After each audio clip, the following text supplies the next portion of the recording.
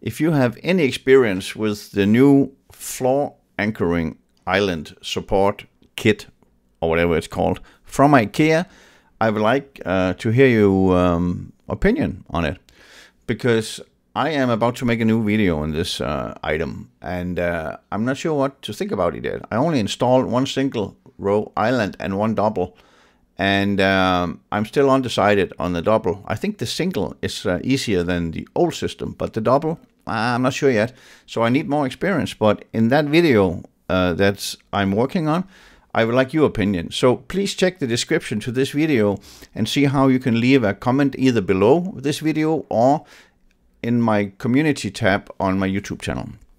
And if you have any pictures and you have any experience, any troubles or any highs doing this island anchoring floor kit, I will be excited to hear from you. Thank you so much.